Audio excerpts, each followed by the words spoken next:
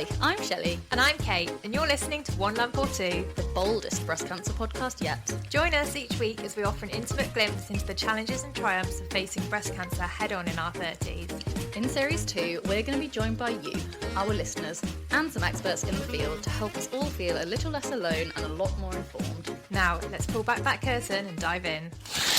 Hello, welcome back to One Lump or Two. Today, as part of our Your Stories segment, Renne is joining the One Lump or Two Story Club. She was first diagnosed with breast cancer when she was 52 10 years ago and had a reoccurrence 3 years ago. Renne lives in America, so we talked today about how the American healthcare system works and how that all factors in with her treatment. She has just a wonderful attitude. This is the card I've been dealt, so this is the card we're going to deal with, which is really lovely and really refreshing to hear. Hello, Renne. How are you doing? Hi. Good. How are you? Good, thank you. Thank you so much for coming on the podcast. And you are our first international guest, so thank you so much for making One Lump or Two international, which is fantastic. Not a very good one who couldn't get the Skype going. It's so funny, isn't it? Because I feel like through COVID, everybody was all online and this, that, and the next, but even I'm still like, oh, you're on mute, and it's like, oh, for God's sake, anyway. Yes. So, do you want to just start by telling us a little bit about you and your experience with cancer? Okay. Well, I am 62, and it was actually 10 years ago this year that I was diagnosed the first time.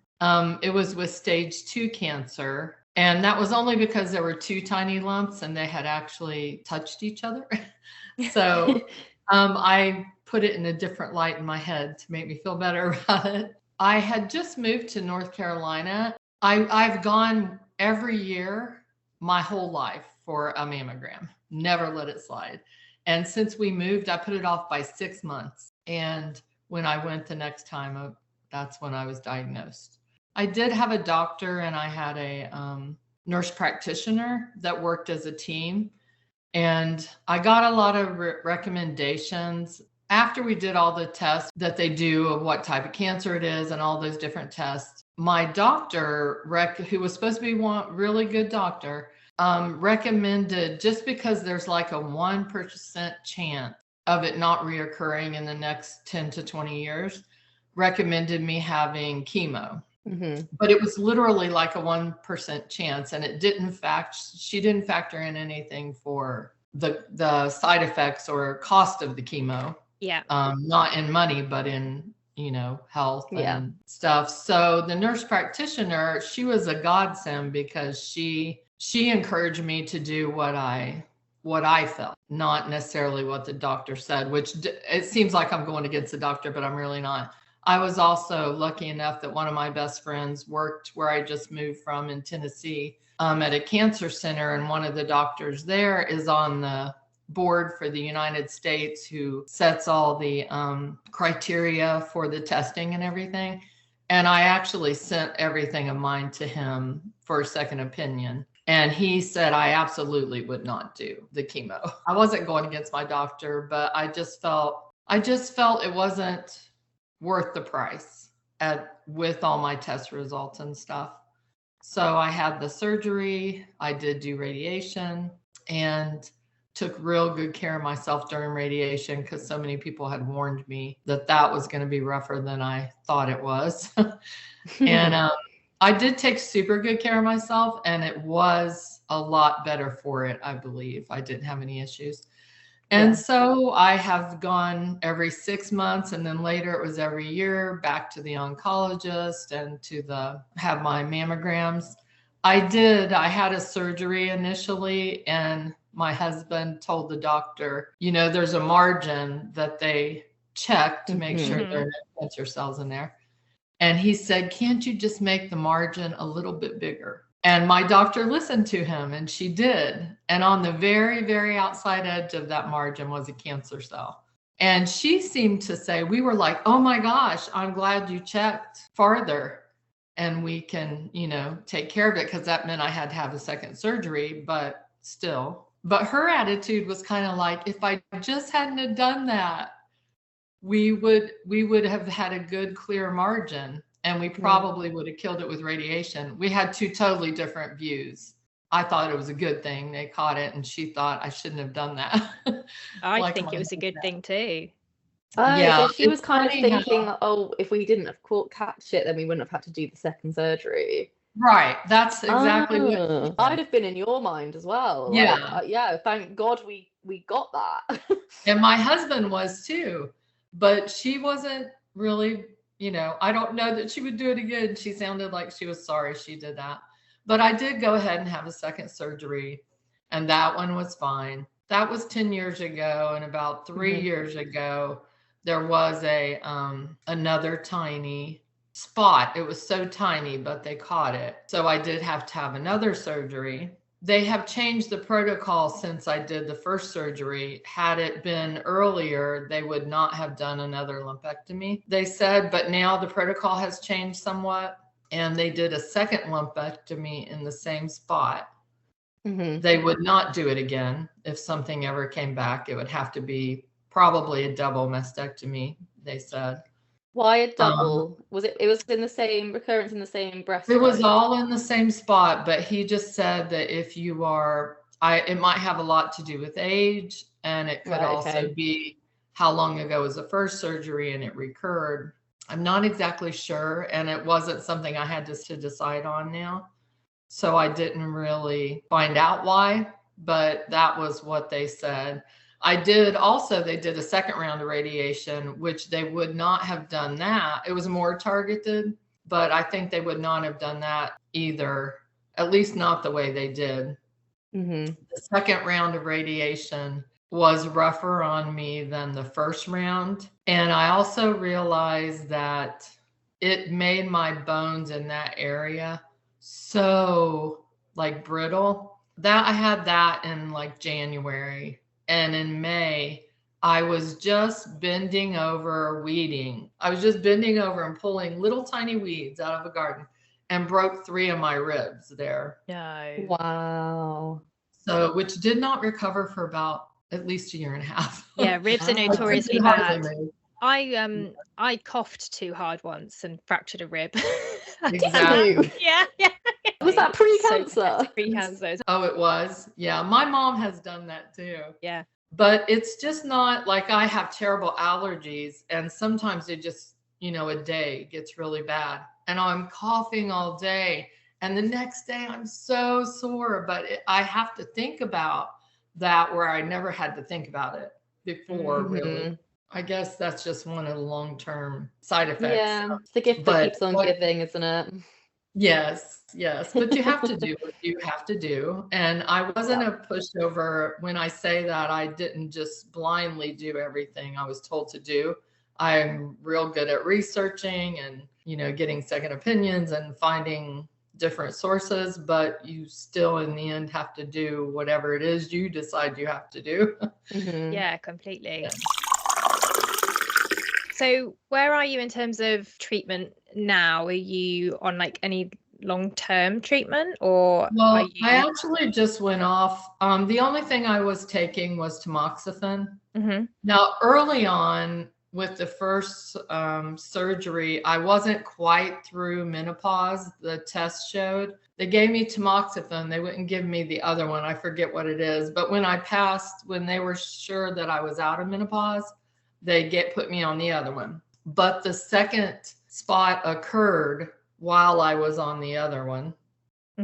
My cancer was HER2 positive, so it's an estrogen, blocker, if you want to call it something like that. Since it did occur while I was on that, they did switch me back to tamoxifen. But also, I think in January, I just passed the time period they have decided it actually gives positive results. Okay. Yeah, because that's always changing too. And in the beginning, it was 5 years. Well, then they extended it like a couple years, and now I'm past that. So I actually am due to go see my oncologist, and I just stopped taking that. I don't expect unless the guidelines changed again. They're constantly changing. So they're always changing the goalposts, aren't they? yeah, which is good. It just, that's how we get better at taking care of it, I guess. Yeah. So did both of the times it was caught via a mammogram? Is that right?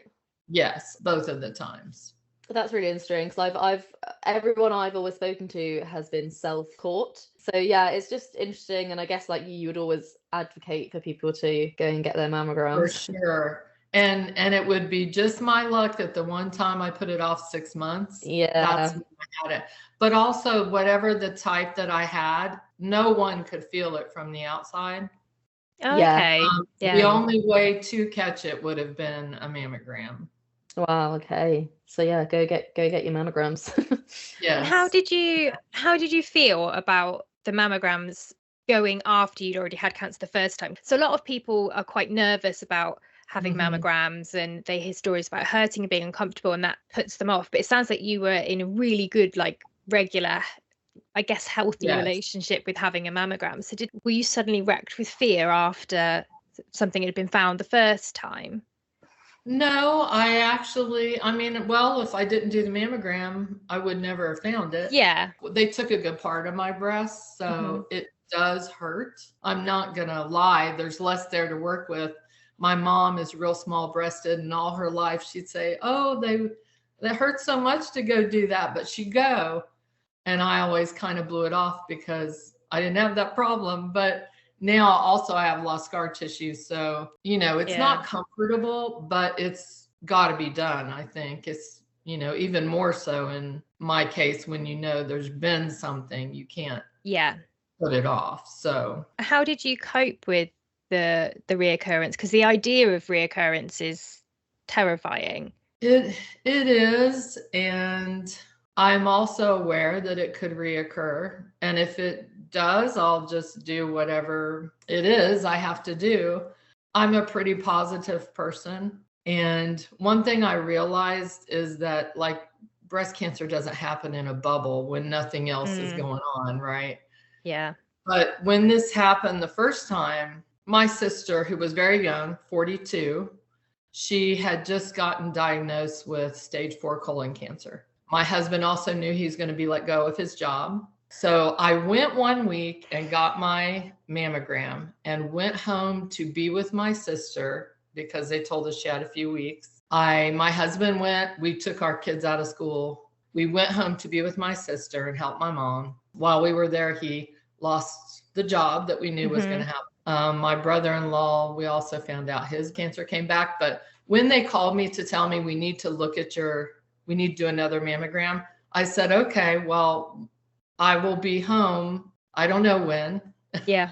And when I am, I will come back to do it. We had to pay Cobra. I'm not sure how it is there, but we had to pay nearly $2,000 a month to keep insurance because he just lost his job. We had insurance at the time with his job. Yeah. And we had just built a new house, and there was so many other things. The breast cancer was my sister passed away, so it wasn't actually the worst.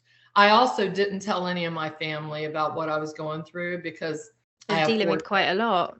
I just felt they couldn't deal with it at that moment. So I didn't tell them until after I had the surgery, both surgeries, everything, got a good report and everything, and then told them what was happening, but it's okay because everything's okay. Yeah. I just couldn't drop it on them. And I'm not that kind of person either, not to share, but it was the circumstance of everything. All that being said, my husband didn't get a job for almost 1.5 years. He has a very specialized field, and I wasn't working. Fortunately, we had saved up enough money to be able to pay the healthcare costs. But we both decided we were going to get through it and handle it. And we both were very positive. We laughed a lot because that is what I needed. He needed it. We sang and danced around the house, and we did stuff with the kids, and we just had to go on. Yeah, you do. You do. You don't have the choice not to some extent. Right. And we're very much the same. Like, my children are young. This huge thing was happening that was too big for them to even comprehend. And even though we tried explaining to them, I still don't think they completely understand the seriousness of what we were dealing with. And you just have to get up and go, okay, well, I've still got to be a mum. I've still got to be a friend. I've still got to work, and, you know, all that kind of stuff. You can't just fall into the cancer pit, as it were, because I think that you wouldn't come back out. And I think sometimes, because of everything that's going on, they need you to be there more than they did before. Yeah. And it's what's good for you. So to me, attitude was everything. And I just was not I was just going to do whatever I had to do and then roll with it, whatever it was. It sounds like you weren't allowing yourself to like overthink and worry about all the things you can't control, which Shelley and I are not very good at yet. Yeah. I try not to worry about the things I can't control, but I do try to concentrate on the things I can, because those are positive things then, and that's good for you, and, you know, all around good for everybody. Yeah. So how does your treatment and everything work with health insurance and stuff in the US? Because obviously here we've got the NHS. We haven't paid for any of our treatment. That, like, the finance of getting through that is not something we even need to think about. How does that work? And I guess it's all very expensive. Well, I imagine it is. Here, generally, most people have insurance through their work. Some of them are good and some of them are not. Okay. They're different. And sometimes you have a choice and sometimes you don't. But we had excellent insurance. But since my husband stopped working, you only get like 30 days, I think, to decide, are you going to pay for the COBRA, the continuing insurance, even though you're not working? You can do that for the rest of your life, but it costs an arm and a leg. Yeah. It is super expensive. So you can do that. And if somebody does it, they usually do it until they get another job and they're eligible for insurance, which just didn't happen for us for a long time. Yeah. I think, like, for sure, for some people that don't have insurance offered through their job, or maybe they don't have a full-time job or something, you can go and you still purchase it. We call it Obamacare because it was under him that it was implemented, but it's a national health care thing, but you still must purchase it, and you get rebates, essentially, that mean you purchase it for $70 a month or something instead of $500. The bad thing is that if you get a job, then sometimes you have to go pay back in that calendar year, however many rebates you got on taxes, you have to go pay it all back. So it's not very user friendly. Yeah. It doesn't make a lot of sense for you're encouraging people to not get health care.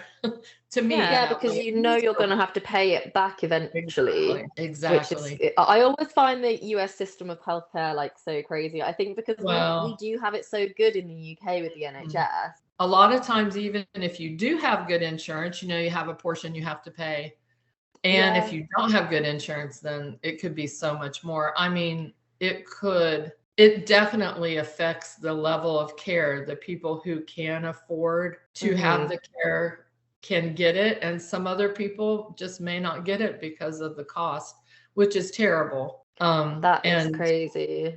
But if for example, if you needed it and you got, you didn't have the insurance, but you wanted to get the care, would you then just be in loads of debt and you'd have to just like be repaying the bills? Or it depends. You're not allowed to have the care. Well, no, you could go, if you really need it, you can get one of those health care plans that are going to help you for sure. If you don't have a job or something, you may be able to get welfare and then get Medicare, Medicaid, something like that. There are different routes. I'm not real knowledgeable about them. We had just decided use savings, which was still a lot, but we just... So did you use your savings to pay for the insurance or to pay for the actual treatment? To pay for the insurance. Okay. But the insurance was it was $1,900 a month. Oh my God. But this was in addition to all your housing, your bills. We had 4 kids, but we had one that was getting ready to go to college, and it definitely helped because the treatment was much more in the long run. Yeah. So do you know like how much the treatment would have cost you? No, I don't really know, and I didn't have to pay for any of it because of the healthcare. I'm not sure, but I remember at one time, it was early on too, we were over, we had just started, we were over 60,000 or something, and this was before radiation or before. And I did do radiation every weekday for, I think, 8 weeks the first time. Oh, wow. Okay. Wow, that's And a long time. this was long before that. And we just were wiping our brow and saying, whew. So do you think maybe like a couple of hundred, like grand? Oh, for sure. For sure. Oh Yeah, my God. I'd That's say so much probably money. that. I It is. attempted to cost my treatment up with some very crude numbers off the internet before I'd even finished active treatment. Like what I'd had maybe like 6 months into it was theoretically totaling about 60k, and that's like literally just paying for the day in the hospital, the medication, not like all the extra stuff that comes with it, with like how much a prescription to everything costs. We're very lucky that we now get free prescriptions because we've had cancer, which I must say is a pretty good perk considering the amount of medication we're on. Well, you take your perks where you can get them. Yeah. And you deserve them. You don't get many, but so yeah, you have to really like take the ones you do get. But I'd be broke if we had to pay for our prescriptions. Like I would genuinely be like, I wouldn't be able to afford it. Right. The other thing that doesn't make much sense is with the healthcare system that we have, our healthcare prices are through the roof. It's not a system that makes it more affordable for people who don't have healthcare. It's not like that at all. I know we have family in Greece, and I think to buy the healthcare, something like you have, I believe, is like $100 a month if you don't work there. Right. If you're not working, if you have a job, it's free. But if you're not working, it's like $100 a month, but then you never pay for anything. Yeah. After that. So I think it's our system that needs an overhaul, but I don't know how to make that happen. So that's one of those things I'm not going to worry about. Well, yeah, exactly. You've got the insurance. You don't need to worry yourself about that. Yes. Getting the treatment. It's also bad because my husband has insurance through his work, which is terrible. So we use our insurance through my work. So not everybody, not all insurances are the same, They originally said that you needed to have chemo, and you kind of decided actually like the costs of chemo outweigh like the benefits of what it's going to give you. Right. And I just wanted to kind of like touch on that a bit, because I think that's really, really important to kind of put out there, that like just because the doctors have said it doesn't mean you have to do it. I think a lot of people get kind of in this mindset of like, I trust whatever the doctors say, like I'm just going to do it. You do have choices. Yes. Well, I also realized that doctor, she was I realized it. She was an oncologist, so I'd had no relationship with her before this. But I realized very quickly that she was very data driven. So on this scale, she said in 10 to 20 years, if you don't do chemo, you have a 52% chance of it recurring. This is not the number, but I'm just going to use it for comparison. She said, if you have chemo, you only have a 51% chance of it recurring. So to her, there was literally, though, it was 1% difference. But I asked, well, what about, is this got stuff about the chemo built into it, like all the side effects, all this? No, it had nothing in there. So for me, the price of having that 1% would have been a large price for me to pay, larger than the 1%. It's the cost of your quality of life, isn't it? That none of that is, the quality of it isn't taken into the conversation, I think. Because so I'm on tamoxifen, and I have also been on estomestane and letrozole, and to swap from each of those to then tamoxifen, it was that quality of life piece for me that was the calculation I was doing. Like, where would I put my quality of life today on a scale? Does the highest percentage of risk of reoccurrence outweigh the bigger quality of life that I could get if I swap drugs, and those are really hard like decisions to make, because those can't be supported by data. There aren't data points, because it's your life, it's your day to day, it's how you want to live. It's also not apples to apples, so you can't really compare that. No. But when they did put me originally on tamoxifen, this is absolutely nothing to do with the cancer, except that I had to take this medicine because of it. I had such bad night sweats that I did not sleep. And so it affected my quality of life, because I was always tired because I never could sleep.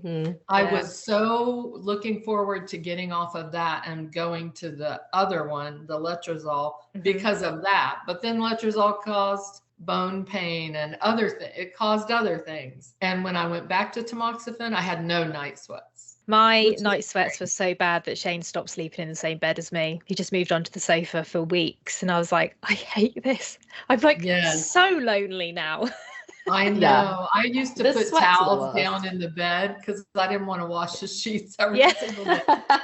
It looked comical, and I could make myself laugh about it, but really, I wouldn't be taking that if all this hadn't happened. But it's what you had to do. So you laugh and get through it as best you can, I guess. You do. Yeah. You've got to find laughter, and honestly. Yes. And there's so many side effects as well. And it's so funny to be like, oh yeah, well, letrozole doesn't cause night sweats, but you're gonna have really bad bone pain, and it's like, okay, well, which one do I prefer? It's like there's no good option really, is there? But I actually, the night I changed the medicine, I changed to letrozole. I took it that morning. I went to bed. I woke up in the night in such excruciating pain that I was about to wake my husband up, take me to the hospital. I thought, what is happening? I know of other things that cause pain, like diseases. And I thought, is that what's happening?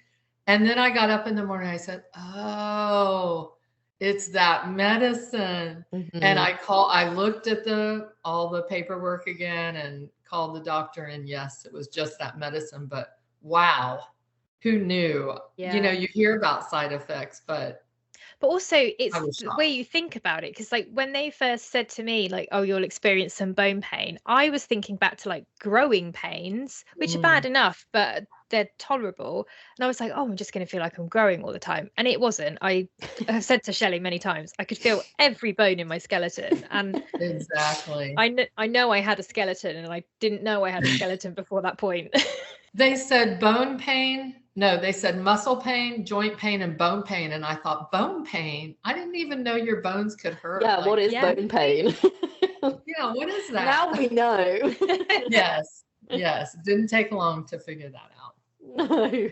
But I do have to say that the nurse practitioner who was with my doctor, she was very encouraging. I was so glad she was there. And she ended up going to another doctor, and I actually followed her and stayed with her until she just recently retired, very young, but she had 5 kids. So she retired to go do her thing, and they replaced her with someone who I like, who's very much the same.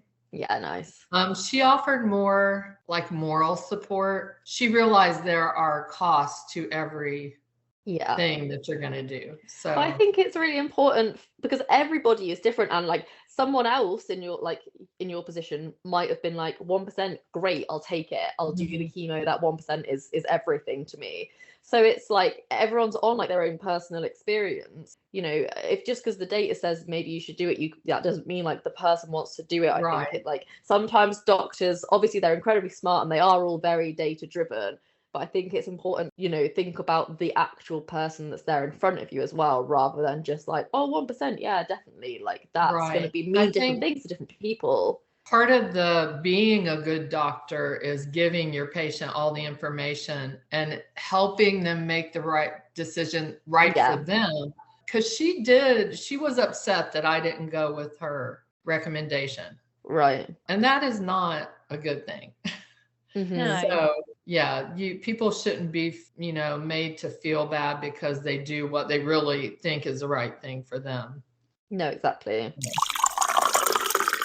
In terms of support services you've got in the US, so here in the UK we've got some wonderful charities, you know, Macmillan, Maggie's, like they do great things. They support not just breast cancer patients, like cancer patients, full stop. So do you have like big charity organizations that you were able to go and lean on? We do have. I just became aware of a lot of them. I didn't really use them, but once you're kind of in the system, then there are so many options. You know, they have like yoga for people with breast cancer. They have home support for people who need help at home when they're recovering. They do have so many programs. They even have their bunch of different programs who, when you're in every trip you make to the hospital, they make pillows for you to put under your arm, and different like things that you don't know that you need, that you might need. And they give you little bags of things that are actually very thoughtful and for what is happening to you exactly, that are useful, that you would never know, I guess. Yeah. There are a lot of different things. I didn't really do any of that. I just have a large family and lots of support, but they did seem very awesome, the things that were available. I was constantly being surprised, like, oh, wow, you know, that is great that all these things are available. So there was a lot, but again, that was kind of once you got into the system. You know, we went just through the health insurance company and how we pick our doctors. We research everything all the time. And if you didn't, and you didn't exactly go through that path, I don't know if you'd be made aware of all the things that are out there for your benefit. We're quite lucky. I mean, I'm sure Shelley's the same. I certainly walked away from any appointment in the beginning of treatment with leaflet upon leaflet upon leaflet of support. And we get this big, it's like thick Macmillan booklet that goes through like, here's where you can find support for finances. Here you can find support for talking to your family members, for work, and it's a huge booklet. And it's a lot to get at that point when you've just been told you've got cancer, but it acted as somewhat as a Bible to go and start from. And we've got some really, really nice smaller charity workers, and I guess some of them are volunteers as well, especially on the chemo unit. I remember when I had my PICC line fitted, I got brought this big bag that was full of fluffy socks. Someone had handmade a cushion, which is still upstairs. I sleep with, I've never been one to sleep with teddy bears or anything like that. I still have my cushion as well. I sleep with my cushion every night, and if it's not in my bed when I go to bed, I'm like, where is it? Who's moved it? Who's had it? Those don't seem like giant things to somebody who's never gone through that, but just the idea that somebody's being thoughtful about things you actually need, it did mean a lot. Yeah, and it's completely game changing as well, because when I went for my first chemo session, they said like, oh, take things to be comfy, and I was cold capping, so I also took a blanket because I knew it'd be cold. I didn't think about any kind of cushioning support, or the fact I was sat in a chair and it was going to be uncomfortable. So then being given certainly that cushion for my first chemotherapy session, and halfway through that first 5 hours being like, oh my god, I need something, that was a lifeline to me, and it still is. Like it feels safe almost, which is a really weird emotion to attach to just a cushion that somebody sat and made, and I'm the lucky person that got it. But those kind of things can really change the experience, I think. They can. And I think other people might not realize that what you're saying, like it's an odd emotion to put with your little pillow, but it's everything that's going on, like in that second. It's what helps you. Yeah. You know, it's a small thing, but it's exactly what you needed. So I wish everything we needed was so small. Yeah. So where are you now in terms of, you had that recurrence, you've had another surgery, kind of where are you now in terms of like your ongoing care, I guess? Do you still have mammograms regularly? I had gone to 1-year mammograms, but when I had the reoccurrence, I went back to 6-month mammograms. Right, okay. I'm actually still on, and I'm about to see my oncologist. It's been 3 years now, so I don't know if they're if anything, kind of overprotective, which I don't mind. Especially, I love the group that we have, and my personality does click with theirs. and they are very helpful but not pushy. I don't mind them guiding me more than less or wanting to see me more often. Well, I think this appointment is back to the 1 year for the oncologist, but I just am going now to go to the 1 year mammogram. So right, okay. They get all the reports and stuff, but if anything happened, of course, they make you come more often. But then as we get out from the incident, they let you go a little bit less. But I still see the oncologist. I see her once a year. I talk to her like twice a year outside that. And the mammograms, I've gone back to once a year. It sounds like you have way more contact than we do to some extent, because once we finished active treatment, you're then pushed to annual care almost immediately. So I had my initial mammograms and MRI at the point of diagnosis, and then the next ones I've had were a year later, so 5-6 months after I'd finished active treatment, and then a year on from that. I've touched base with my oncologist every 6 months because I'm still an active breast cancer patient. But theoretically, I should have been signed off and not be under the hospital care a year ago. Yeah, you get discharged quite quickly, don't you? Like, the only reason I haven't is because I keep changing my drugs. I think if I was working with changing drugs and stuff, I probably would still be seeing her. But we already had this discussion, and I'm staying on this until I get past the point of where they think it helps. And so we're kind of beyond that. For sure, in the beginning, I had mammograms only on that side. Like I had on both sides once a year, but on that side every 6 months. Almost, I felt like I went to 1 year right before the second diagnosis.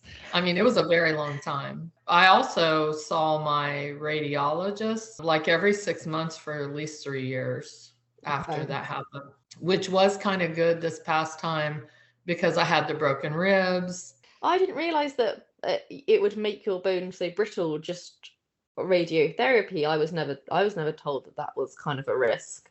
Yeah, it makes them very weak in that spot. And because they did it twice in the same spot. Had they put you on any medication to protect your bones and help strengthen your bones or anything? Well, I had osteopenia, like the precursor to osteoporosis, before any of this ever happened. And I already was taking calcium and vitamin D. They did increase the vitamin D, and they did do bone scans more often. And they did try to, I forget what it's called now. I think Boniva is one of them, like the bone treatments where you can either get a shot every year, every 6 months, or every month. Right. But it's something for your bones. And I know a lot of people do it, but my doctor tried to, so she said, I don't want to do the 6 month or the 1 year. We'll try the 1 month. And it was a pill, not an injection. The 6 and 12 month, I think, are injection. But I took the pill and I had very severe flu symptoms, fever and everything. And I thought, well, it could be a fluke. I could be sick. So, but the second month it happened almost to the hour, 36 hours, just like the first time after I took the medicine. So the doctor said, no, this is definitely a severe allergic reaction. She says, we see that sometimes with the injection, but not the pill. She tried a different family of them, and I also had the same reaction. So she just said, I'm not a candidate for that. So I don't have that option to do that for my bones. I just have to still take calcium, vitamin D. And I'm not a big milk drinker or any kind of thing like that. So just not garden too hard. Yeah. No. Well, try not to cough or sneeze too hard as well.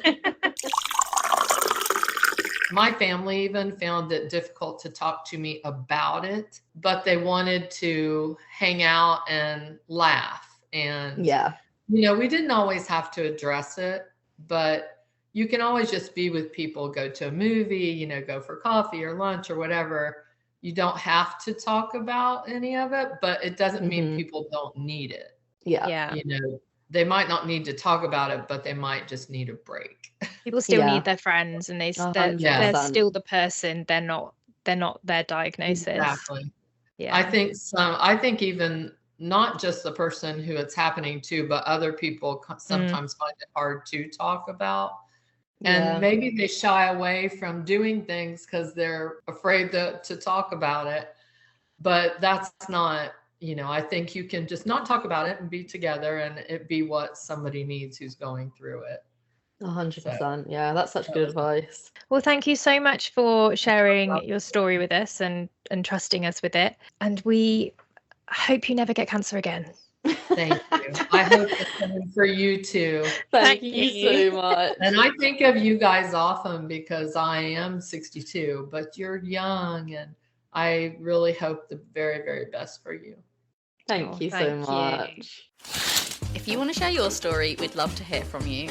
Whether you've had cancer, you know someone that's had cancer, or you just love listening to our voices, slide into our DMs on Instagram at onelump_or2. Or email us at onelumportwopod@gmail.com. See you next week. Bye!